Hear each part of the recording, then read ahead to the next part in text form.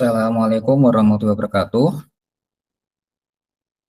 Yang saya hormati, Asesor Sertifikasi Dosen.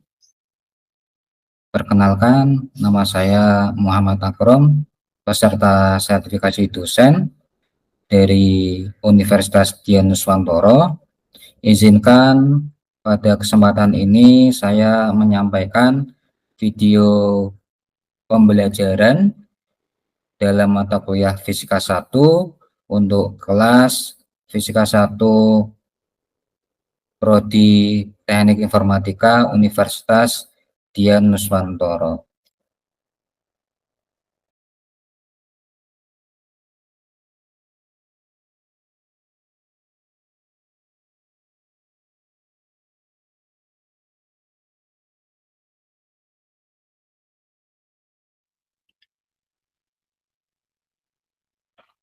Selamat siang rekan-rekan mahasiswa.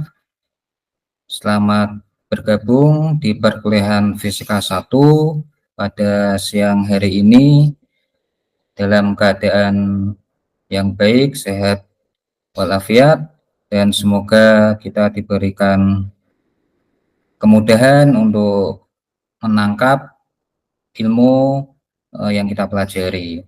Nah, pada kesempatan perkuliahan ini di kelas Fisika 1, sebelum saya menyampaikan materi, saya ingin menyampaikan dulu tentang kontrak perkuliahan. Jadi selama 1 semester, nanti saudara akan punya gambaran seperti apa perkuliahan Fisika 1 ini.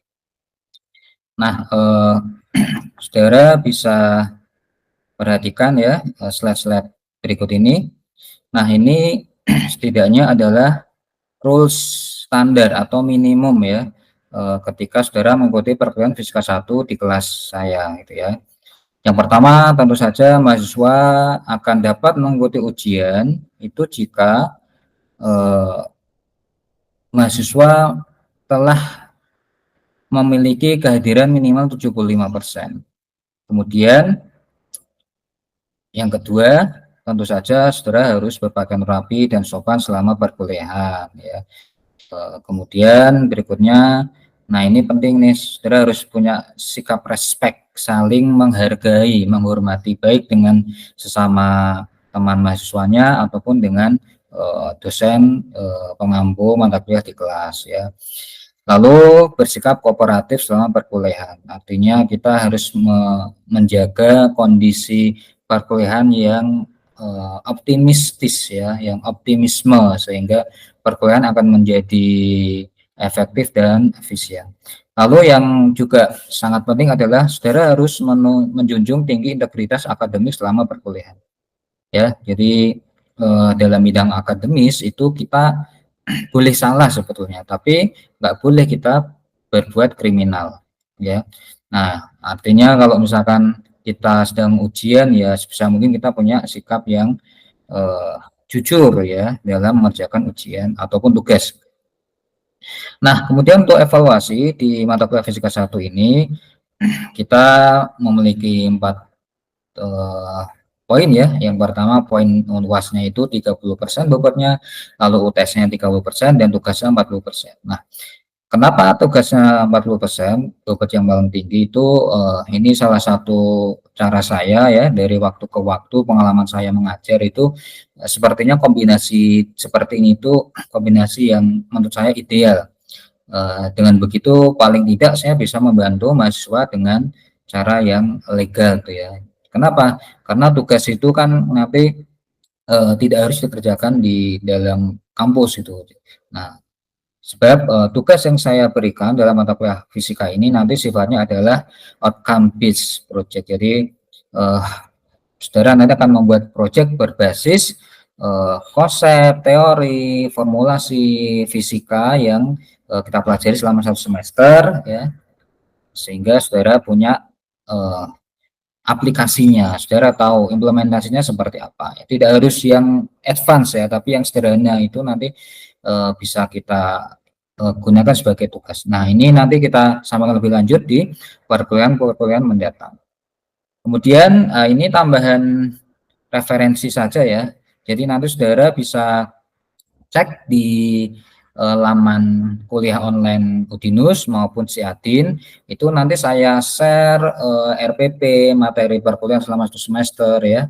Jadi materi runtut sesuai dengan RPP-nya, kemudian referensi wajibnya apa ya, termasuk modul yang dari kampus ya, dari tim teaching fisika 1, nah itu wajibnya. Tapi tambahannya ini ya, paling tidak ini sesuai untuk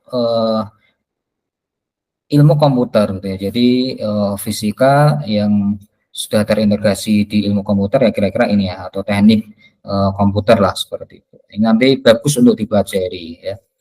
Kemudian ini saya screenshotkan sedikit ya contoh dari RWP yang akan kita jalani selama 1 semester. Jadi ini nanti diawali dari materi pengantar fisika untuk ilmu komputer ya. Jadi kenapa kok di teknik informatika ini ada ilmu fisika, nah, kemudian materi yang lainnya yang bersinggungan seperti itu ya. Nah, nanti bisa dicek lebih lanjut di RWP yang kita share. Kemudian, nah kita masuk di materi yang pertama untuk mata kuliah fisika 1, yaitu pengantar fisika untuk ilmu komputer. Nah, jadi di sini saya ingin menyampaikan tentang peranan ilmu fisika dalam teknologi komputer ya. Nanti semua materi ini akan diadopsi dari MIT course dan ini bisa di-download sebetulnya ya. Nah, kita akan tahu jadi apa sih peranan ilmu fisika dalam bidang teknologi komputer gitu ya. Kenapa kok kita di teknik informatika dapat materi mata kuliah fisika ya. Jadi kita awali dari revolusi kuantum pertama gitu ya, di mana itu ide untuk memunculkan teknologi komputer digital yang kita pakai saat ini sampai dengan aplikasinya itu ya berbasis mekanika kuantum juga. Cuma di revolusi kuantum pertama itu tidak sepenuhnya konsep mekanika kuantum atau fisika kuantum itu diaplikasikan. Misalkan di komputer digital yang kita pakai saat ini itu dia hanya berbasis teknologi transistor saja. Ya, kemudian dibangunlah chip berbasis transistor lalu dikembangkan menjadi komputer yang bisa kita pakai sehari-hari ini ya. Dan aplikasinya luas sekali ya. Itu kenapa kita bisa misalkan mengembangkan yang suka dengan basis data bisa memanfaatkan machine learning berbasis komputer, yang suka dengan simulasi misalkan itu bisa menggunakan superkomputer juga ya, yang suka dengan AI yaitu basicnya adalah aplikasi dari komputer digital dan itu produk dari revolusi kuantum yang pertama. Nah itu revolusi yang pertama. Sementara di komputer digital itu atau komputer klasik lah ya yang saat ini kita pakai itu masih teknologi klasik, yaitu menggunakan teknologi bit ya. Jadi masih 01 gitu untuk mengkodekan informasinya. Kemudian ketika dioperasikan itu prinsipnya sebetulnya ya larinya ke gerbang logika ya, logic gate gitu seperti AND or not, yaitu kita pelajari juga di mata kuliah RPL gitu ya, itu nanti dipelajari, atau elektronika digital misalkan ya. Nah ini semua digunakan untuk membangun sebuah arsitektur komputer yang bisa kita pakai, kita aplikasikan. Jadi komponennya itu ya minimal ada CPU gitu ya. Kalau di komputer kuantum yang revolusi kuantum kedua itu menggunakan quantum processing unit GPU gitu. Jadi kalau di arsitektur komputer klasik ini kita ada CPU, memori, dan juga perangkat input output itu utamanya. Oke, kemudian kita bisa melihat ya aplikasi komputer digital dalam kehidupan sehari-hari itu untuk komunikasi misalkan ya berbasis email, WA sekarang ya, medsos. Nah itu juga perkembangan dari akibat revolusi kuantum yang pertama. Kemudian untuk bidang hiburan ya, musik, game, dan kita sekarang di era AI itu bisa mengenerate musik sendiri ya. Kita bisa jadi musician digital sekarang ya. Lalu ini bisa kita manfaatkan untuk produktivitas ya, misalkan menggunakan presentasi untuk kerja ya, kita bisa bikin presentasi itu berbasis AI juga gitu ya, tinggal masukkan keywordnya apa nanti akan dibantu gitu ya. Lalu ini misalkan di hardware ya, itu di hardware juga prinsipnya sebetulnya prinsip fisika ya, tapi ya kita tidak harus paham sebenarnya, tidak harus tahu karena kita kan yang penting bisa mengaplikasikan kalau ada perangkat seperti ini. Setidaknya paling tidak ya nanti kita tahu bahwa konsepnya itu apa saja. Nah ternyata saudara itu sebetulnya ketika device-device ini digunakan itu ya konsep-konsep seperti kelistrikan, kemagnetan, gelombang elektromagnetik yang basicnya adalah ini peranan dari ilmu fisika sebetulnya ya. Itu semua ada di device-device elektronik yang kita pakai sehari-hari ya, CPU, HP ya, smartphone, iPad ya, wireless dan lain sebagainya, banyak sekali. Itu hardware-nya ya. Jadi cara kerjanya spare part di dalamnya itu ya kan electronical part semua, dan itu berbasis prinsip fisika tentunya. Kemudian software pun juga seperti itu ya, misalkan ketika saudara mengembangkan game misalkan ya, nah ini nanti ada teknik iluminasi ya untuk penerangan gitu misalkan, pencahayaan, nah itu juga berbasis fisika sebetulnya ya. Lalu untuk sounding ya, untuk mengatur suara seperti ini, nah ini juga berbasis konsep fisika sebetulnya ya. Kita belajar efek Doppler misalkan seperti itu. Kemudian misalkan untuk game yang berbasis gerak juga seperti ini ya, atau PS yang sering kita mainkan misalnya, atau yang lainnya. Nah, itu kan konsep-konsep gerak, gaya, gesekan, momentum. Jadi formula-formula yang ada di fisika atau matematika itu sebetulnya diimplementasikan ya dalam bidang pengembangan software seperti itu. Nah, itu konsep dari fisika atau mekanika kuantum yang pertama ya, revolusi yang pertama. Jadi kita masih belum tahu ini sampai mana ini ya nanti selesainya gitu ya. Nah, kemudian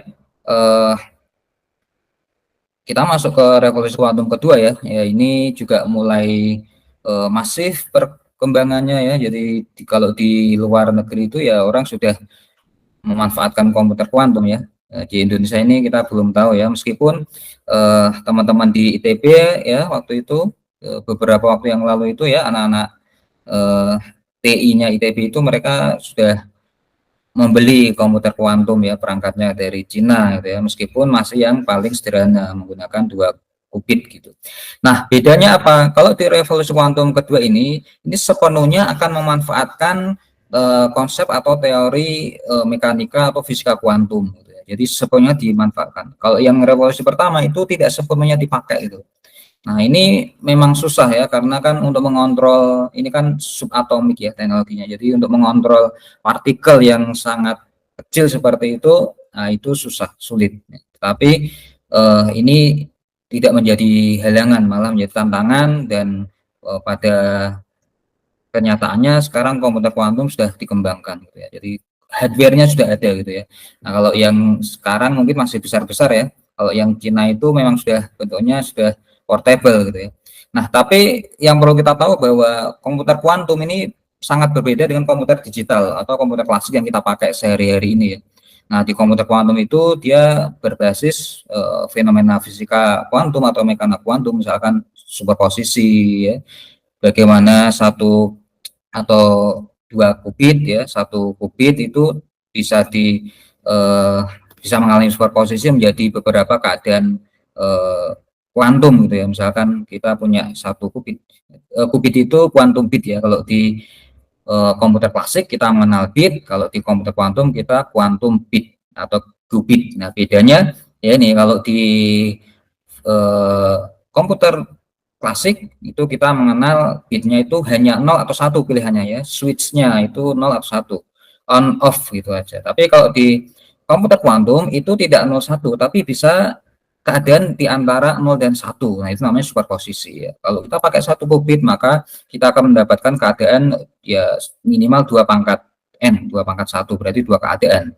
Kalau kita pakai 2 qubit berarti bisa mendapatkan 2 pangkat 2 keadaan ya. Nah, seperti itu. Jadi kombinasinya linear ya. Lalu keunggulannya apa? Tentu saja ini nggak bisa dibandingkan dengan komputer digital yang sekarang ya. Ini teknologinya sudah melampaui komputer digital sebetulnya ya.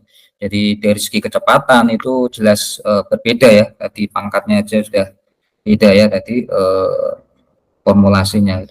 Nah, ini kalau saudara pernah membaca paper itu ya, ada paper itu ada formulasi matematik itu yang ketika diselesaikan, dipecahkan dengan komputer klasik itu dia butuh ratusan tahun baru selesai. Tapi dengan komputer kuantum ternyata dia hanya butuh sekitar 200-an detik. Nah, ini beda, sangat beda sekali teknologinya.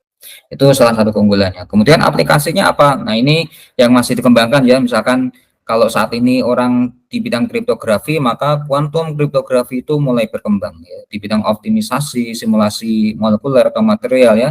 Kemudian untuk penemuan obat ini akan mempercepat ya dari segi waktu, kemudian juga efisiensi, akurasinya juga semakin bagus gitu.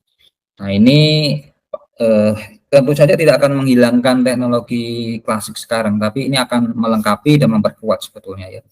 Kalau di bidang cyber ya, atau keamanan, misalkan orang yang menggunakan kriptografi klasik, misalkan yang paling bagus algoritmanya, misalkan RSA itu saat ini, nah itu dengan algoritma SOR misalkan teknologi kuantum ya, itu sudah bisa dipecahkan gitu ya. Jadi akan sangat berbeda gitu. Nah, kemudian kita melanjutkan ke prinsipnya apa gitu. Nah, ini perbedaannya ya dengan komputer klasik. Jadi kalau di komputer kuantum itu kita mengenal bit kuantum atau kuantum bit. Tadi ya saya sampaikan bahwa bitnya itu bisa 0, 1 dan diantaranya keadaan kuantum di antara 0 dan 1 itu bisa dimungkinkan. Jadi ini sangat berbeda sekali gitu. Lalu ada fenomena entanglement, yaitu di mana antar qubit ya, qubit satu dan qubit yang satu itu saling terbelit lah. Ya, jadi kalau gampangnya ini misalkan ketika ada dua qubit ya, qubit satu ada di bumi, qubit yang kedua ada di mana misalkan planet apa Mars gitu. Nah, ketika ada kondisi yang mencoba untuk merubah keadaan yang ada di bumi, maka keadaan yang di Mars itu juga akan terpengaruh. Nah, itu namanya entanglement ya. Kalau orang Jawa ya yang ini kayak ini ya, kalau dukun itu santet. Nah, itu sebetulnya mereka memanfaatkan entanglement ya, kira-kira gitulah gampangnya. Lalu mekanika kuantum ya atau fisika kuantum tentu saja ya. Jadi kita di komputer kuantum itu berbasis probability ya. Jadi kalau klasik probabilitasnya itu masih determinan ya, masih bisa mengikuti pola yang sudah ditentukan, tapi kalau yang di kuantum itu sudah probabilitasnya itu sudah generalis ya, sudah berbeda sekali dengan keadaan yang antara klasik dan kuantum. Nah, potensinya apa saja? Nah, tadi saya sampaikan ya, ada di kriptografi, berarti orang akan mengembangkan kuantum kriptografi sehingga lebih aman gitu ya. Bahkan saat ini ya, Starlink-nya Mas Elon itu sudah dilengkapi ya dengan quantum secure ya, key secure, teknologi quantum secure. Jadi mereka sudah sampai pada tahap mengantisipasi kalau misalkan teknologi klasiknya itu nanti diretas oleh teknologi kuantum. Nah, itu sangat berbahaya. Kemudian untuk bidang material misalkan ya, yang saya pakai ini misalkan untuk mencari energi ground state molekul misalkan, nah itu kita bisa memanfaatkan algoritma kuantum, misalkan VGA misalkan. Kemudian untuk optimisasi ya, misalkan logistik atau finance atau bisnis, ya itu mereka juga mulai memanfaatkan teknologi kuantum juga. Nah, ini contoh lagi misalkan ya, ini contoh riset di bidang komputasi kuantum, ini saya manfaatkan untuk quantum machine learning ya. Nah, nanti kita juga akan ke sana ya, nanti rekan-rekan rekan-rekan mahasiswa bisa riset ke sana. Misalkan quantum machine learning ya. Jadi yang sudah belajar classical machine learning bisa ditambahi, diperkuat dengan quantum machine learning. Ini contohnya ya. Ini ada di Material Studi Communication ya. Ini kita bangun juga. Jadi kalau di klub riset kami ya, mahasiswa kami itu juga mereka nanti belajar ke quantum machine learning. Tidak hanya berbasis classical machine learning saja. Nah, itu ya yang bisa saya sampaikan ya tentang materi pengantar ilmu fisika di bidang ilmu komputer. Nah, mungkin sampai sini ada yang mau ditanyakan dulu dari rekan-rekan mahasiswa? Boleh, silakan yang mau ingin bertanya. Oke, saudara ini saya ingin bertanya, Resa. Pak. Oke, silakan Resa. Ingin Uh, Oke, silakan. iya, Pak.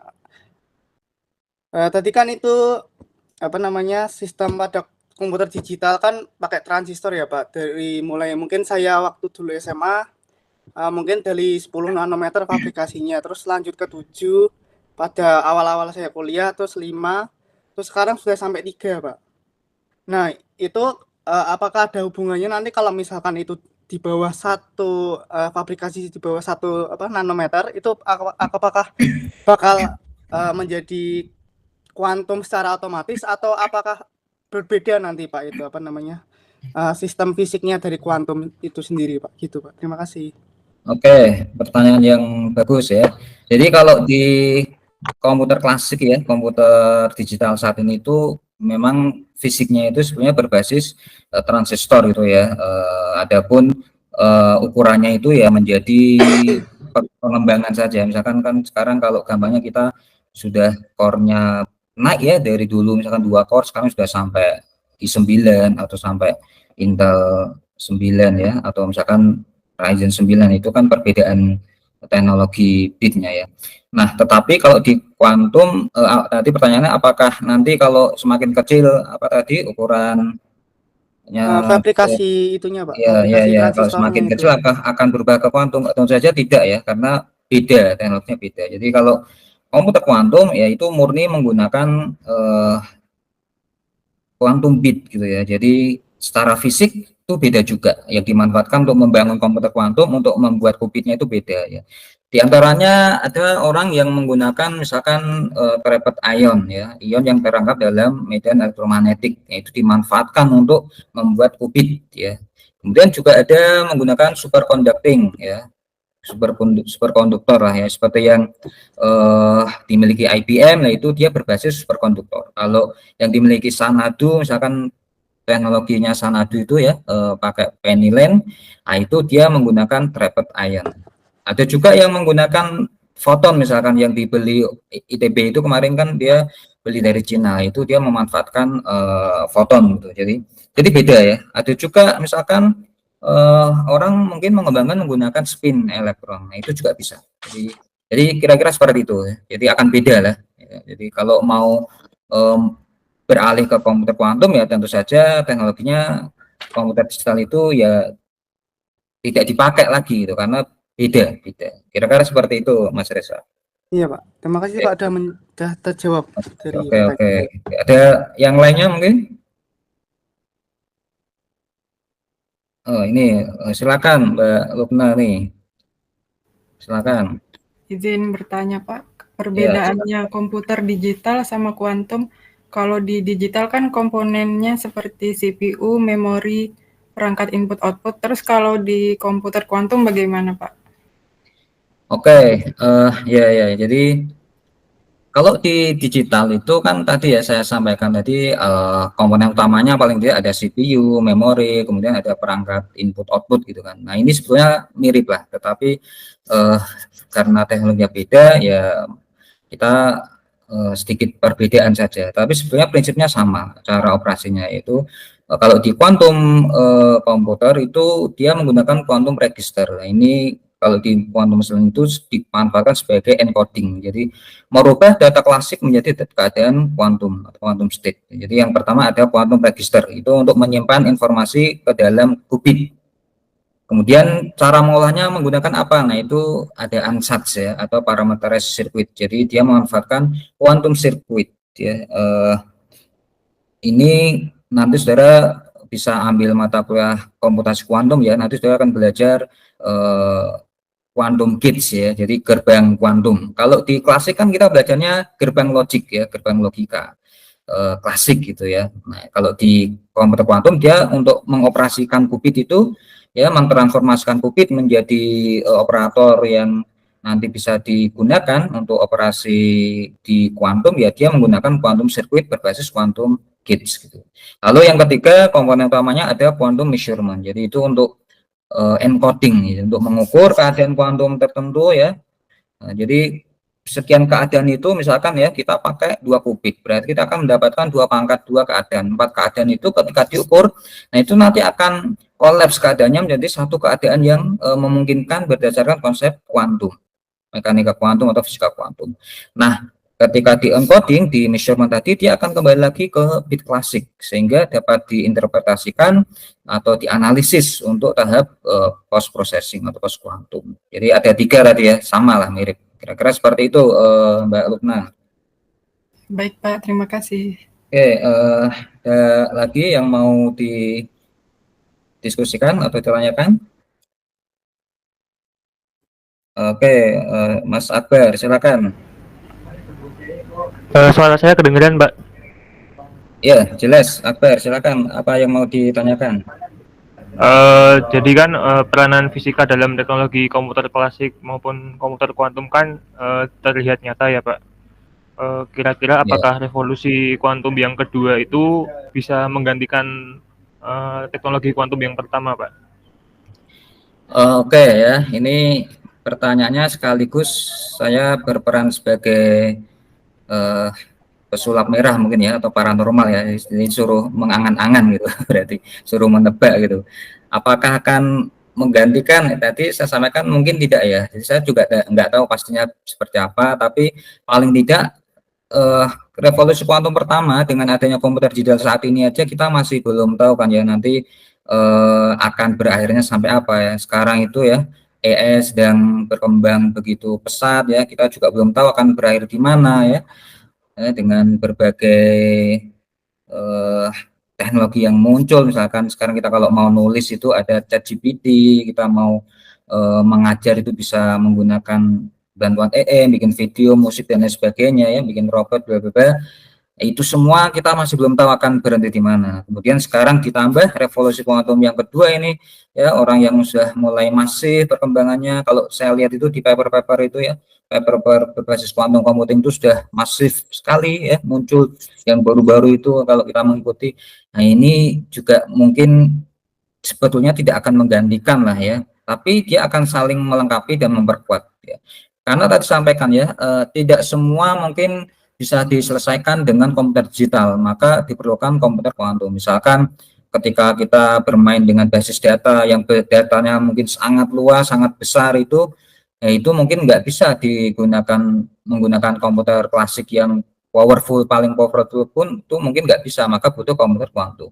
Atau sekarang ya teknologi cyber ya, security, kemudian berbasis keamanan kripto itu kalau yang masih berkutik di klasik ya mungkin akan gampang di crash atau dihack oleh yang sudah teknologinya ke kuantum. Nah itu jadi saya kira mungkin ini malah jadi tantangan bagaimana agar kedua teknologi ini bisa hybrid gitu ya, malah bisa dikembangkan secara berdampingan. Kira-kira seperti itu ya. Jadi saya nggak bisa membayangkan saat ini ya nanti apakah akan menggantikan atau bagaimana, tapi paling tidak mereka akan bisa berjalan berdampingan dan saling memperkuat seperti itu. Kira-kira seperti itu ya. Oke, jadi poin pentingnya adalah bahwa tadi ya ilmu fisika itu ternyata memberikan peranan yang sangat penting dalam perkembangan teknologi komputer ya. Jadi saudara itu kenapa saudara di teknik informatika itu mendapatkan mata kuliah fisika. Paling tidak nanti konsep-konsep fisika itu ya, cara berpikirnya ya, logikanya itu bisa diterapkan, dikembangkan. Nah, saya kira itu saja yang bisa kita diskusikan pada pertemuan hari ini ya. Kita nanti akan melanjutkan dengan diskusi perkuliahan di waktu-waktu mendatang ya, pada perkuliahan selanjutnya ya di minggu-minggu ke depan. Jadi nanti sepertinya akan semakin asik nanti diskusinya ya. Jadi di samping kita mengikuti perkembangan ya teknologi seperti apa, tapi kita juga harus punya fundamental, sainsnya harus kuat ya. Nah, kira-kira seperti itu. Saya kira sudah cukup pertemuan kita untuk hari ini. Saya akhiri. Selamat siang. Assalamualaikum warahmatullahi wabarakatuh. Salam sejahtera untuk kita semua.